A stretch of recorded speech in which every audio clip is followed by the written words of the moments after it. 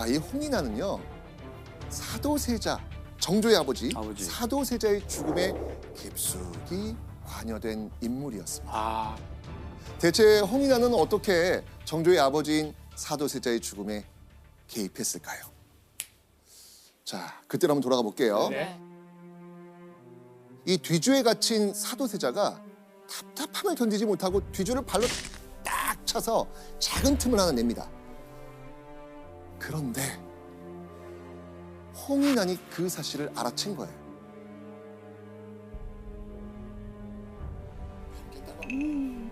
홍인안은요, 바로 영조에게 달려가서 고자질합니다. 홍인안의 얘기를 들은 영조는요, 두꺼운 판을 덧대서 구멍을 막으라고 명령했죠. 너무나 답답했을 그 뒤주 안, 숨통을 틔워줄 그 작은 구멍을 막은 사람이 누구다? 홍인아. 그래서 홍인아는요, 세손 정조가 왕위에 오른 것을 방해했던 겁니다. 자, 그렇다면 또 다른 인물, 정겸. 이 정우병은 또 왜 정조를 위협했을까요? 사실 정우겸은요, 정조의 아버지인 사도세자의 죽음과 관련이 없습니다. 없는데 왜? 정우겸은요, 영조의 딸, 그리고 정조의 고모인 화완옹주의 양자였습니다. 그러니까 정조와는 피가 섞이지 않은 사촌인 셈이죠. 근데 문제는 영조가 나이가 들면서 예뻐할 자식과 손주들이 그리운 상태였다는 거였죠. 바로 이때 화완옹주와 그녀의 양자 정우겸이 이런 영조의 빈틈을 치고 들어갔던 겁니다. 자, 그렇게 피 한 방울 섞이지 않은 외손자 정우겸은요, 영조의 사랑을 듬뿍 받게 됩니다. 그런데 왕이 바뀌고 세손인 정조가 즉위하면 어떻게 될까요? 힘을 잃죠. 네, 자신이 누리던 권력을 모두 빼앗길 수도 있었겠죠. 자, 이렇게 홍인안과 정우겸, 이유는 달라도 둘의 목적은 같았습니다. 바로 세손 정조의 왕위 계승을 방해하고 자신들의 권력을 유지하는 것. 자, 그런데 이때 정조를 정말 섬뜩하게 만드는 결정적 사건이 벌어집니다. 뭐지? 무슨 일이었을까요?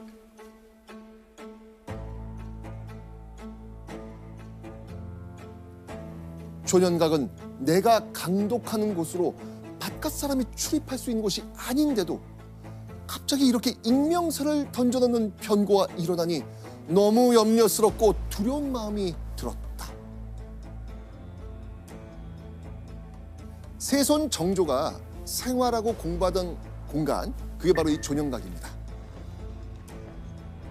자, 이곳에 누군가 정조를 협박하는 그 편지를 던져 놓고 갔다는 거죠.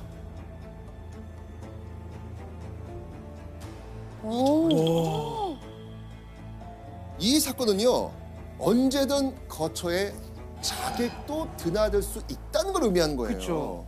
궁궐이라고 안전한 줄 알았는데 아니었던 거죠. 자, 이렇게 극도의 불안감으로 마음 편히 옷을 벗고 잠에도 들지 못했던 세손 정조. 그는 이 무렵의 심정을요, 이렇게 표현합니다.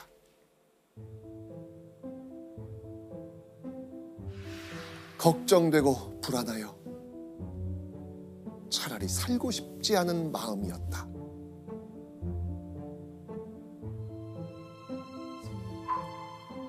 곁을 지키는 누구도 믿을 수 없고 매일 죽는 게 낫겠다 싶을 만큼 불안 속에서 살아가 했던 세손 정조.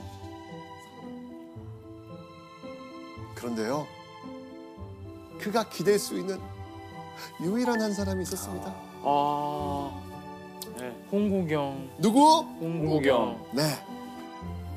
자, 근데요, 이때 홍구경은요, 불안에 떨던 정조에게 이렇게 말합니다. 무슨 말이었을지 우리 동현 씨가 한번 이번에 읽어주시죠. 네. 세상 사람들이 꺼리고 비난하는데도 전하께서는 뽑아주셨고 재주가 형편없고 식견이 짧은데도 전하께서는 임용해 주셨으니 신의 한 몸은 터럭 하나까지도 모두 신의 것이 아닙니다. 나의 모든 것이 왕의 것이다. 진짜 힘이 되죠 이럴 때. 홍구경은요, 자신을 믿고 아껴주는 정조를 위해 목숨까지 바쳐 충성하겠다고 이야기한 겁니다. 어휴 너무 끈끈하죠. 소울메이트. 오, 그 표현 좋다. 소울메이트. 소울메이트. 소울메이트. 자, 그런데 얼마 후 정조는요, 홍구경에게 의외의 말을 던집니다. 불현듯 정조가 홍구경에게 나의 곁을 떠나라 라고 말했던 겁니다.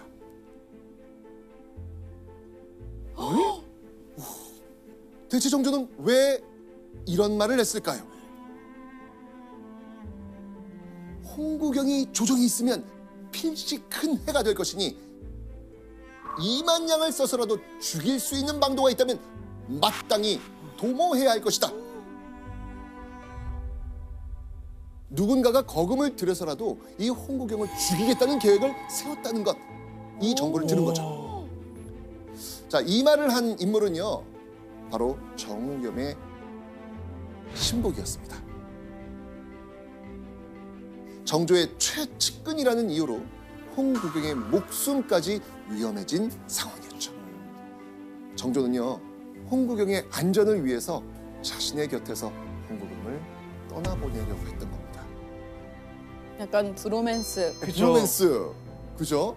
위험하니까 날 떠나 이거잖아요. 그렇죠. 자, 이 말을 들은 홍구경. 홍구경은 정조에게 이렇게 이야기합니다. 죽고 사는 것은 하늘에 달려 있으니 운명에 따르고자 할 따름입니다. 피하고자 한들 어디로 가겠습니까?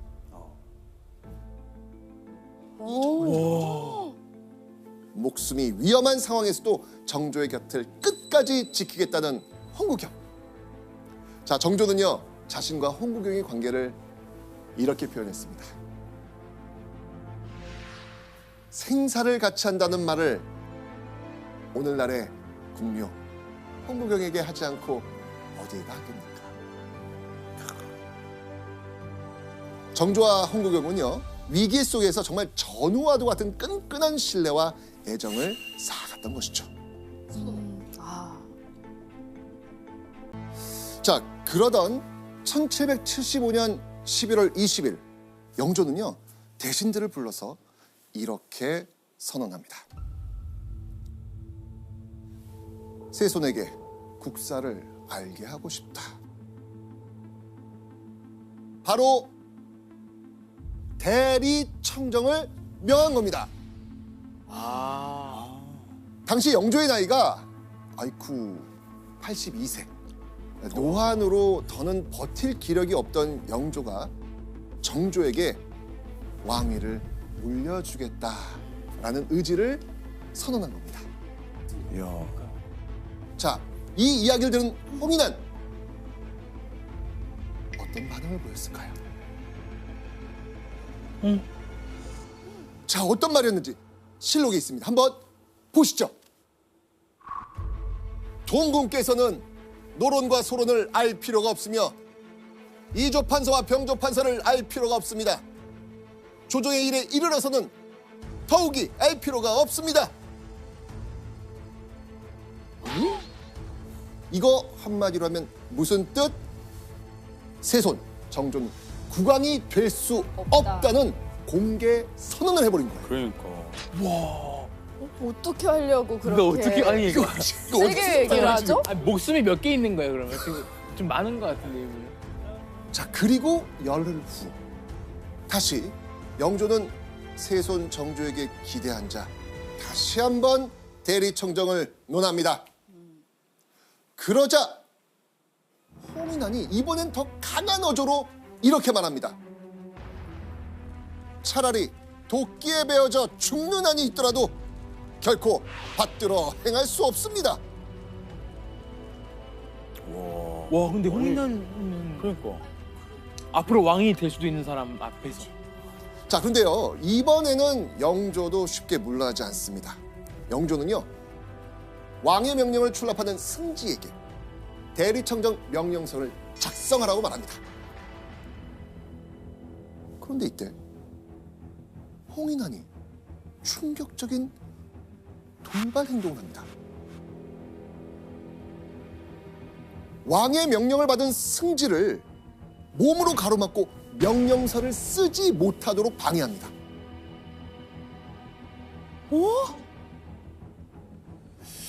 야, 이 영조가 나이가 많으니까 너무 마음대로 막 한다, 그죠? 그죠? 왕이 힘이 시켰는데. 없네요. 그러니까요. 예. 자, 이 광경을 지금 세손, 정조는 다 지켜보고 있습니다. 그러니까. 말도 안 되는 일이 벌어지는 거죠. 그러니까요. 이 정조의 마음이 어땠을까요, 이때? 아 근데 저였으면 더 무서웠을 것 같아요. 근데 어쨌든 자기도 지금 힘이 없는 거니까.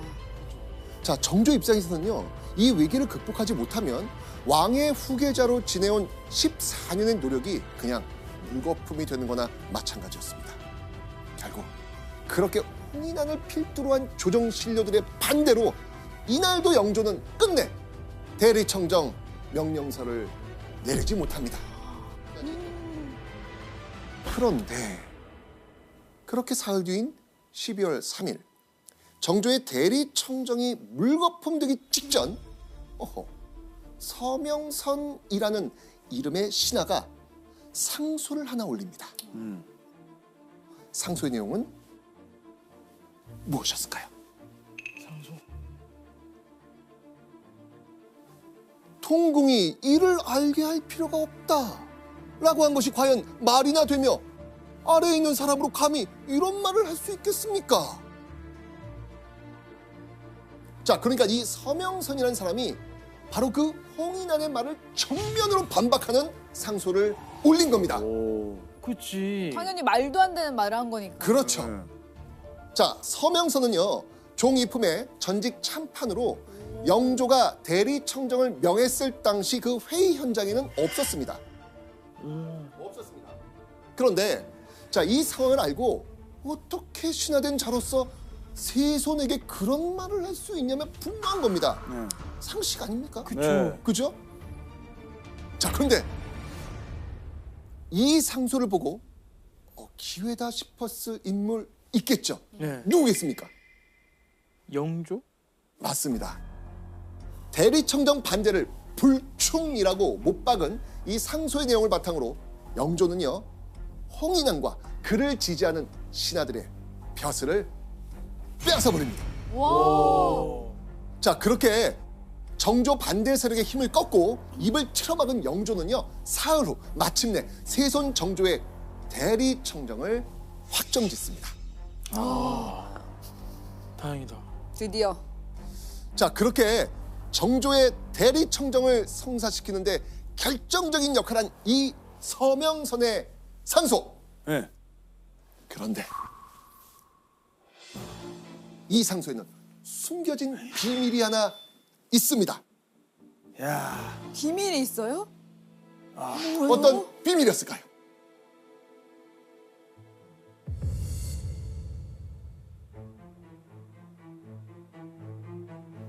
홍구경이 정민 씨에게 부탁하여 상소할 사람을 찾도록 했고 정민 씨는 은밀히 서명선에게 급히 상소하도록 하였다. 홍구경이 홍구경이. 야. 홍구경이. 와. 짜. 홍구경이 보이지 않는 곳에서 정조의 대리청정이 성사될 수 있도록 힘을 실어준 거죠.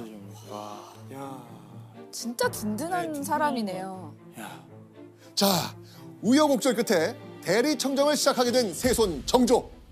그런데 약 3달 뒤 병석에 누운 영조가 세상을 떠납니다. 영조가 남긴 유언 뭐였을까요? 옥새를 왕세손에게 전하라. 11살에 아버지의 죽음을 목격한 이후 살얼음판과도 같았던 후계자 시절을 겪어했던 세손 정조. 그가 드디어 조선의 왕으로 즉위하게 된 겁니다. 자, 그렇게 그는요, 정조가 즉위한 지 사흘 뒤 새로운 직책을 맡게 됩니다. 좋은 거 줬을 것 그건 같아요. 엄청 높은 걸로. 높은 자리. 뭐 약간 좌의정 이런 거 줘야 되는 거 아닌가? 뭘까요? 홍구경을 특별히 발탁하여 승정원 동부 승지로 삼았다. 자, 승정원 많이 들어보셨죠? 비서실. 맞습니다. 조선의 중추적인 중앙정치 기관으로요, 왕을 보좌하는 비서실의 기능을 하는 그런 곳이었습니다. 왕의 목소리를 대변하는 거나 마찬가지였기 때문에 승정원에는 또 다른 이름도 있습니다. 또 다른 이름. 또 다른 그게 뭘까요? 바로 후설. 후설. 목구멍 후 그리고 혀설이에요. 즉 왕의 목구멍과 혀와 같은 존재라는 의미입니다. 그러니까 승정원은요, 이 정도로 왕과 때려야 뗄 수 없는 그런 기관이었던 것이죠. 그리고 이런 승정원에는 6명의 수석 비서관이라고 할 수 있는 승지가 있었는데요. 그중 하나를 홍구경이 맡게 된 겁니다. 할만하지. 해야지. 자, 그렇게 파격적인 승진의 주인공이 된 홍구경. 자, 이제 그의 앞에 펼쳐진 건 오로지 꽃길뿐 아닐까요? 그런데 이때 이 정조에게 충격적인 상소가 하나 올라옵니다. 무엇이었을까요? 얼굴이 곱고 말 잘하는 것을 기껍게 여기지 마시고 반드시 노성하고 충실한 사람을 취하셔야 합니다. 아하. 자, 얼굴이 곱고 말 잘하는 사람 누굴까요? 홍구경. 어떻게 하라는 겁니까? 멀리해라. 자, 정조 즉위 이후 승승장구하던 홍구경을 누군가가 비난하고 나선 겁니다. 상소를 읽은 정조, 어떻게 했을까요? 정조는요,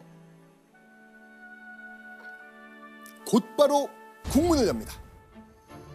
네? 국문. 홍구경을 비난했다는 이유로 상소를 올린 신하에게 고문이 동반되는 신문을 한 겁니다. 와. 오. 강도 높은 신문이 이어지자 신하는 홍구경을 제거한 것이 상소의 진짜 목표였다고 실토합니다. 분노한 정조는 외칩니다. 홍구경을 죽이려 하는 자들을 바른 대로 구하라. 그렇게 신하의 입에서 거론된 연루자들은요, 차례차례 오. 국문장으로 끌려옵니다. 오. 자, 그런데요, 그렇게 국문장으로 끌려온 연루자들에겐 공통점이 있었습니다. 뭐였을까요? 저기요. 홍인왕과 홍인왕 관련된 세력. 사람. 그렇죠. 맞습니다. 예. 바로 홍인안의 세력들이었습니다. 화가 머리 끝까지 난 정조는요, 분노하면서 대신들 앞에서 이렇게 말합니다. 홍구경을 장애하려는 흉계를 하는 사람은 곧 우익을 제거해 버리려는 흉심이 있는 것이다. 즉 홍구경을 해치려는 흉계는 나의 오른 날개를 제거하려는 흉심이다. 오. 이렇게 얘기를 하는 것이죠. 이날 정조는 이렇게 선언합니다. 홍인안이 아직도 좋은 지경에 있기 때문에 감히 이런 짓이 벌어지게 된 것이다. 맞아. 그렇게 정조는요, 홍인안과 정후겸에게 사약을 내립니다. 와. 사약이요? 네. 제가 원하던 게 이런 스토리입니다. 아우. 깔끔하죠? 지금 이 순간 최고 시청률이 잠깐 나오고 있습니다. 예. 어쩔 수 없어요. 예, 권선징악. 예. 근데 이로써 홍구경의 그런 위치나 신임은 그 나라 안에서 엄청나다는 거를 보여주는 거잖아요. 맞습니다. 정조에게 있어 이 홍구경이 얼마나 절대적인 존재인지 온 천하에 알린 거나 다름없었습니다. 자, 이 모든 과정을 지켜본 신하들은 무슨 생각이 들었을까요? 당분간은 홍구경을 건들지 말아야겠다. 맞습니다. 아유. 정조의 충신 홍구경에게 앞으로 감히 대적할 수 없다고 생각했겠죠.